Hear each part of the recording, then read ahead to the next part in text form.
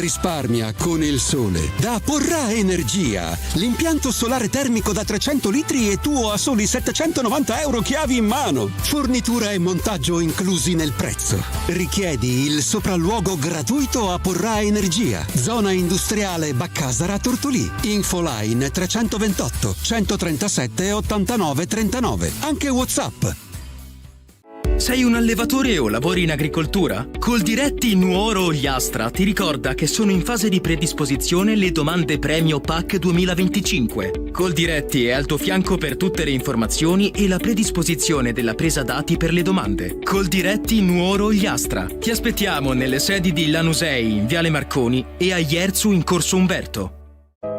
Ogni volta che entro qui so che ci sei, sempre al mio fianco. Sono pronto a sostenerti in tutti i reparti, corsia dopo corsia. Dagli alimentari al sushi sul momento, passando per macelleria e pescheria. Insieme sposiamo solo la qualità. E quando mi riempi di offerte, allora sì che mi sento il carrello migliore del mondo. In offerta mozzarella arborea 3 per 100 grammi a 1,99 euro. Tonno all'olio d'oliva Nostromo 6 per 60 grammi a 3,99 euro. Passata di pomodoro classica Santa Rosa 700 grammi a 99 centesimi. Olio extravergine d'oliva Monini 1 litro a 5,99 euro. Vivi la tua spesa con amore all'Eurospar Tortolì. Eurospar, via Bertulotto 2, Tortolì. Tutti i giorni, orario continuato dalle 8:30 alle 20:30. Ah, l'estate, il sole che bacia i capelli, il mare. Uff, i capelli. Oddio, i capelli. Basta! No, ferma! Ci pensa Amy Beauty Air. Con il kit per la cura quotidiana di Kerastase, la messa in piega in regalo. 5 prodotti, iniziando con olio e crema nel pre-esposizione, dopo sole con shampoo e maschera e prima di uscire, olio elixir ultime per dare lucentezza. E se ti manca il salone, con l'acquisto del kit, la messa in piega te la regala Amy. Amy Beauty Air. Everybody's perfect. Via Macomer 1, dietro Banca Intesa, a Tortolì. 0782 62 36 84. Vuoi risparmiare sulla bolletta? Con Porra Energia è il momento giusto. Installa un nuovo impianto fotovoltaico con accumulo e accedi al 40% di fondo perduto. Sì, hai capito bene, il 40% è a fondo perduto. Richiedi il sopralluogo gratuito a Porra Energia. Zona industriale Baccasara Tortolì. Infoline 328 137 89 39. Anche WhatsApp.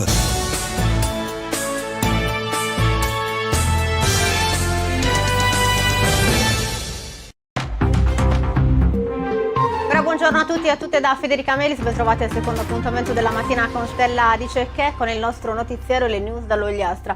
Oggi partiamo da Barisardo, una situazione a dir poco preoccupante, se non addirittura un'emergenza a causa della prolungata chiusura dell'impianto di compostaggio di Quirra che serve i comuni ogliastrini. Il sindaco di Barisardo Ivan Mameli ha scritto una missiva esprimendo tutta la sua preoccupazione, chiedendo un intervento alla prefetta di Nuoro Alessandra Nigro. La chiusura dell'impianto di compostaggio di Quirra doveva essere solo temporanea dal 4 febbraio al 30 aprile, invece è stata poi prorogata sino al 30 settembre. Una situazione questa che rischia di compromettere non solo l'efficienza dei servizi ambientali ma anche la salute pubblica. Questa la preoccupazione. Dal 1 luglio si rischierebbe anche il caos, ma per capire meglio qual è la situazione abbiamo il piacere di avere in video collegamento con noi il sindaco di Barisardo Ivan Mameli. Buongiorno Ivan. Buongiorno ai radioascoltatori. Sindaco, ci spiega qual è la situazione allora con la chiusura dell'impianto di compostaggio di Quirra e quindi le ricadute sul territorio? Lei parla ovviamente per il suo comune, però riguarda tutti. È un problema che interessa tutti i comuni ogliastrini, quindi colpisce un intero territorio. Stiamo parlando di la chiusura di un impianto che era di fondamentale importanza, che era e che è di fondamentale importanza della frazione organica dei rifiuti. È da insomma, si è partiti da 3 mesi di chiusura, hai detto benissimo, e adesso si va a oltranza, ma sinceramente non si sa con certezza quali siano i tempi di riapertura. So che qualcosa si sta muovendo, in particolar modo anche dopo una serie di interventi che sono stati fatti, ma la situazione è emergenziale perché pensiamo a un territorio, quello iastrino, che d'estate, in particolar modo nelle località turistiche, fa qualcosa come 1 milione di presenze. È una follia pensare di continuare a portare avanti con questi viaggi della speranza la frazione organica a Olbia, piuttosto che a Tempio, Serramanna, comunque gli impianti in Sardegna autorizzati, che tra l'altro non sono tantissimi, però sono logisticamente situati in zone per noi a dir poco complicate da raggiungere. Questo sta comportando dei costi esorbitanti che verranno spalmati purtroppo nelle spalle dei contribuenti. Avevamo chiesto un intervento alla commissaria affinché potesse farsi carico di questi maggiori oneri, chiedendo chi dovesse ristorare questo danno che si sta subendo. C'era stata un'apertura in termini di ristori, ma ad oggi noi non sappiamo niente di tutto ciò. Ci troviamo a chiudere i piani finanziari per il costo della raccolta finanziata, ma con un grandissimo punto interrogativo, perché non sappiamo di quanto ancora dovremmo andare avanti così. La situazione è completamente emergenziale e nel caso nostro, ma so che non siamo i soli, abbiamo proprio l'impossibilità da parte di una serie di impianti di ricevere i nostri rifiuti. Parliamo della frazione organica sempre. Esatto, infatti lei scrive che dal 1° luglio cioè, ci sarà una grande probabilità. Con certezza posso dire che noi il 1° luglio non abbiamo un impianto che si è dichiarato disponibile ad accogliere l'organico del comune di Barissato. Ripeto, non è una situazione singola questa, ci sono anche altri enti in questa situazione. Ho mandato una lettera al prefetto perché si tratta di una situazione non solo di disagi, ma in questo caso si tratta di sanità e anche di ordine pubblico, perché immaginiamo cosa potrà succedere se dal 1° luglio siamo costretti a non ritirare i rifiuti dalle strade. Una situazione veramente paradossale, soprattutto per chi, come anche noi, abbiamo sempre detto ai nostri cittadini l'importanza della raccolta differenziata, l'importanza di farla bene, di conferire in maniera adeguata, e oggi ci troviamo in una situazione veramente emergenziale. Quindi abbiamo chiesto una risposta immediata. Oggi siamo il 28 di giugno, al 1° luglio ci vuole giusto qualche giorno e noi non sappiamo il 1° luglio dove dobbiamo conferire. Questa è veramente una situazione paradossale che chi di dovere se ne deve prendere, deve caricarsela sulle spalle e deve risolverla. Sono passati ormai mesi da quella riunione interlocutoria con la provincia, da allora noi non abbiamo ricevuto nessuna risposta, tantomeno soluzione. Sindaco, qual è il problema di Quirra, e poi ha avuto qualche riscontro dal prefetto? La lettera è stata inviata 2 giorni fa, quindi spera insomma in una risposta. Allora, il prefetto come suo solito si è da subito adoperata e so che lo sta facendo anche in queste ore per cercare di risolvere questa situazione emergenziale, perché è una situazione emergenziale. I problemi di Quirra sono risalenti nel tempo, in qualche modo si è cercato di ridurli in un primo momento alla rottura di un telone, così si dialogava in quella riunione che abbiamo fatto in provincia, ma sarebbe ipocrita sostenere che il problema fosse solo quello dichiarato in quella sede.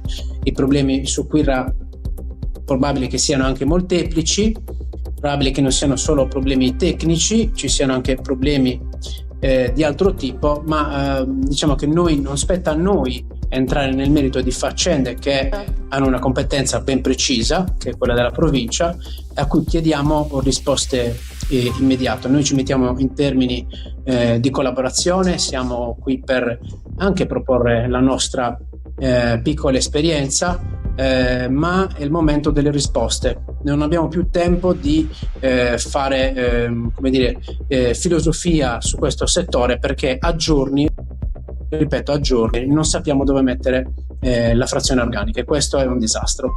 Chiarissimo, Sindaco, speriamo davvero che si prendano i provvedimenti necessari. Ovviamente appena notizie, speriamo buone notizie, insomma, ci faccia sapere in modo da poter comunicare gli sviluppi, speriamo immediati. La ringraziamo per essere stato con noi. Sono certo che qualcosa si sta muovendo, dispiace che non è la prima volta che bisogna arrivare a gesti estremi come chiamare l'intervento del prefetto, dell'autorità di governo. Ritengo che siano altri metodi per arrivare a delle soluzioni, e il dialogo non deve mai mancare, e questo è di fondamentale importanza, ma sono sicuro che, o meglio me lo auguro, che nelle prossime ore avremo qualche risposta in merito. Lo auguriamo tutti, grazie Sindaco e buon lavoro. Grazie, saluto a tutti, grazie. Grazie. Ecco, abbiamo appena concluso di fare una chiacchierata con il sindaco Ivo Mameli sull'emergenza rifiuti a causa della chiusura prolungata dell'impianto di compostaggio di Quirra. Ci sono problemi seri dal 1° luglio nel paese che lui amministra, non si saprà dove si potranno conferire i rifiuti organici perché gli altri siti non sono più disponibili. Insomma, veramente una situazione paradossale. Si attende che chi di dovere intervenga un'emergenza, una problematica che riguarda comunque tutti i comuni ogliastrini. Andiamo avanti e ora invece cambiamo argomento e ci spostiamo a Tortolì. Nei giorni scorsi è stata donata dall'associazione La Soffitta di Peo una sedia a job per la balneazione, uno strumento destinato a persone con disabilità messa a disposizione dalla comunità sulla spiaggia di Orrì per favorire l'accesso al mare in sicurezza. L'iniziativa nasce dall'impegno delle vecchie glorie dell'Ogliastra, associazione sportiva formata da ex calciatori ogliastrini che hanno partecipato al torneo solidale Tutti al Mare, che si è svolto nelle settimane scorse in vari campi sportivi della Sardegna insieme ad altre squadre sarde. Il ricavato ha permesso l'acquisto di 12 sedie job, una delle quali è stata destinata a Tortolì. Alla consegna erano presenti il consigliere Riccardo Falchi e l'assessore alle politiche sociali Irene Murru, che invitati a portare i saluti istituzionali a testimoniare la vicinanza dell'ente a iniziative che come questa contribuiscono concretamente a migliorare l'accessibilità e la qualità della vita delle persone più fragili, promuovendo quindi una comunità più inclusiva. Ci spostiamo ora invece a Perdas, dove il comune vorrebbe realizzare un museo della longevità, del DNA, libro della vita, storia, cultura e tradizioni. Per farlo ci sono delle antiche case che si vorrebbero ristrutturare per farne appunto un museo. L'obiettivo del comune, che ha avviato uno studio progettuale che riguarda le antiche abitazioni di Piazza della Longevità. L'amministrazione ha lanciato un appello per contribuire donando vecchi attrezzi agricoli, utensili domestici tradizionali appartenenti alla cultura foghesina. Ogni oggetto donato sarà accompagnato da un'etichetta con il nome del donatore, quale segno di riconoscenza e memoria, spiega il sindaco Bruno Chillotti. Il materiale raccolto verrà temporaneamente esposto nei locali delle vecchie scuole elementari in attesa della sistemazione definitiva nelle abitazioni storiche. Il comune chiede la massima collaborazione da parte della comunità, poiché questo museo rappresenta per Foghesi un'iniziativa di grande valore culturale e didattico. Andiamo avanti ora, torniamo su Tortolì.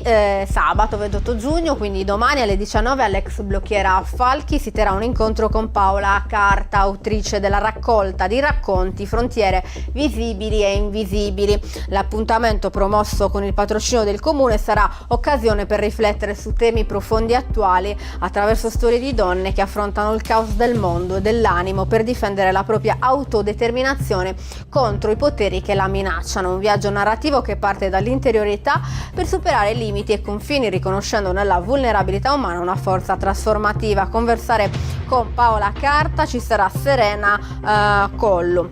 Chiudiamo invece da Lanusei perché da questo fine settimana si tiene la 40ª edizione della Fiera delle Ciliegie.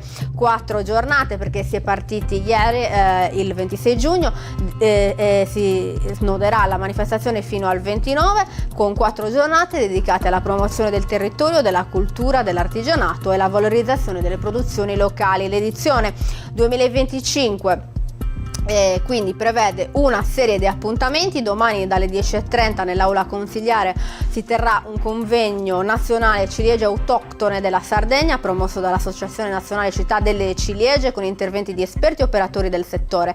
Nel fine settimana la fiera entra nel vivo con un ricco programma di iniziative. Sabato e domenica le vie del centro saranno animate da stand artigianali, cantine aperte, gruppi folk, spettacoli, mostre e intrattenimento. Non mancheranno le tradizionali sfilate, le maschere tipiche e i balli in piazza con musica dal vivo fino a tarda sera. Il comune di Lanusei invita i cittadini e i visitatori a partecipare numerosi a questa edizione speciale che celebra 40 anni di storia condivisa con la comunità e il territorio. Questo è tutto per oggi con il nostro notiziario. Noi torniamo come sempre lunedì mattina con la nostra rassegna stampa. Grazie per averci seguito e grazie alla regia di Roberta Loi. Buon fine settimana a tutti e a tutte.